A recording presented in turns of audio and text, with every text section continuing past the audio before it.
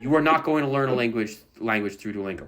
Everybody speaks Spanish, man. It's like, holy shit. It's like English. I was putting in a total of like 8 hours of Spanish a day. It's like all of a sudden I could talk with everybody. It was great. And do it every single day. And don't stop doing it. I was always an introvert. I was always an extreme introvert, in fact. If you practice like Michael Jordan, you will get better at basketball. You might not be as good as Michael Jordan, but you're going to get better for sure. Nate could teach me some Spanish because Spanish is pretty freaking phenomenal. He really gave me a lot of inspiration to want to go and learn Spanish. My name is XiaoMa. 你要不要过来跟我享受一下？这个真的很好吃，很好吃。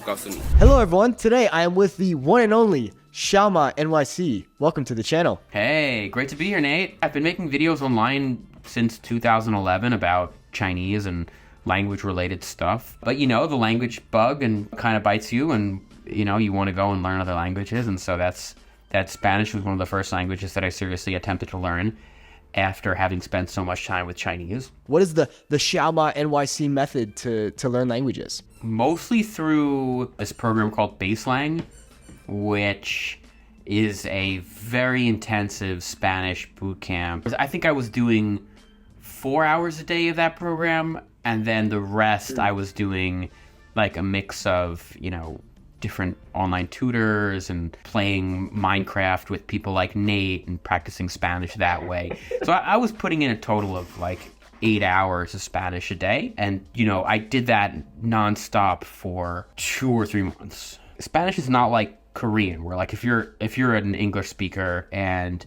you know, you want to go and learn Korean in 2 months from scratch, like good luck. Like you can do it, but you're not going to get nearly as far as Spanish. Like Spanish is so much easier to hook in.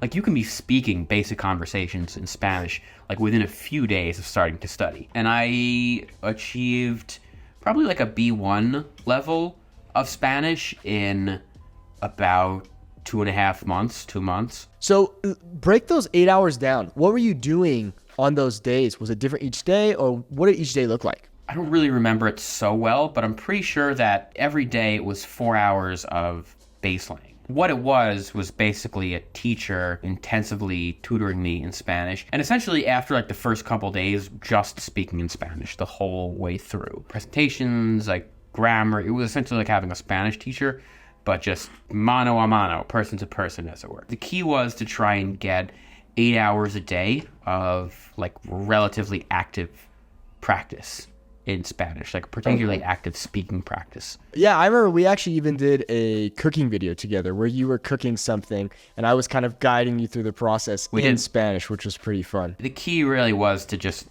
kind of keep it active. Like if you, for example, listen to music for 8 hours a day, you will almost guaranteed learn no Spanish. And if you speak Spanish for 8 hours a day, like I don't care how bad you think you are at learning languages, like you will get good at Spanish. Like it's almost guaranteed. I think a really good lesson that we can all learn from you when it comes to learning a language is 2 things. You speak a lot. I think that's a key thing about you, is it seems like you really go hard when it comes to speaking. You try to just jump headfirst and start speaking. And the second thing is, a lot of times, from my perspective, you seem pretty fearless. You're not afraid to make mistakes and you just go at it, and you know, you might look silly, but to you, it doesn't really matter. Because I know, for example, a lot of my students who are learning Spanish really struggle with confidence. They're like, Nate, I really struggle to start conversations and I feel nervous and I feel embarrassed and I don't want people to laugh at me. But I think what you do so good is you go out and you speak with whoever the heck speaks the language, and you're not afraid to make mistakes and look silly. I think that's right. I mean, I also have people asking me all the time about, you know, questions around anxiety and like, oh, I really want to speak, but it's tough. You know, I think for me, just like the process of doing this so intensively has just completely removed my fear of making a fool of myself in public.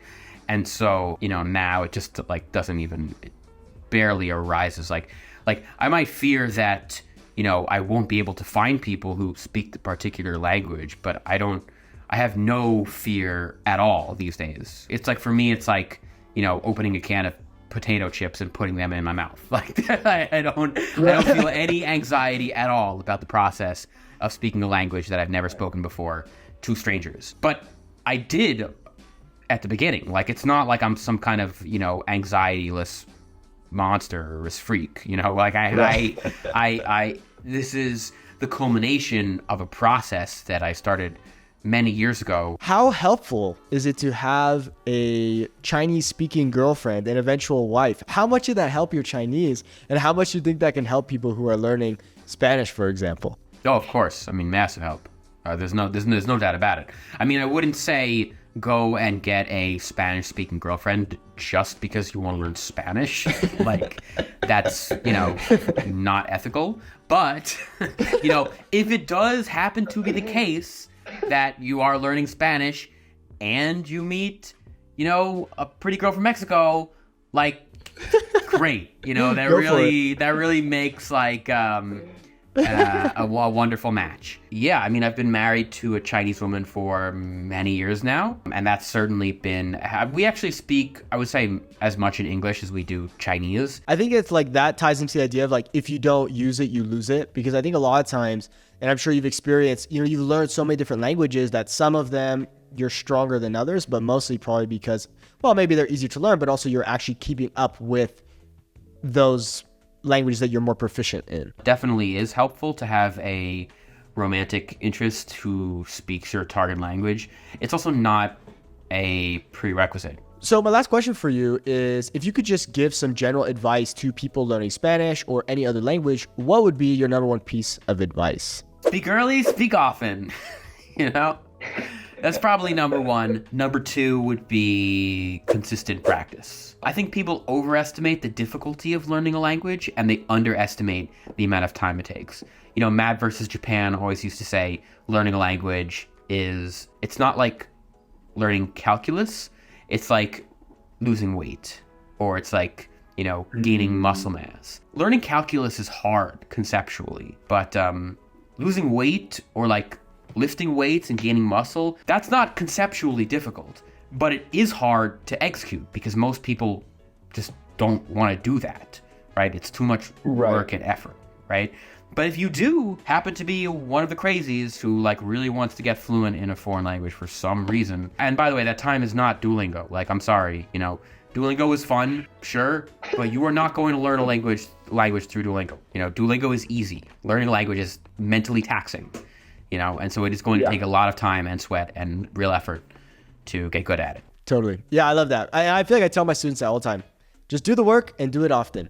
Now, we have this really cool thing called Teacher AI, which is a way to practice languages and actually get speaking practice without speaking to a human.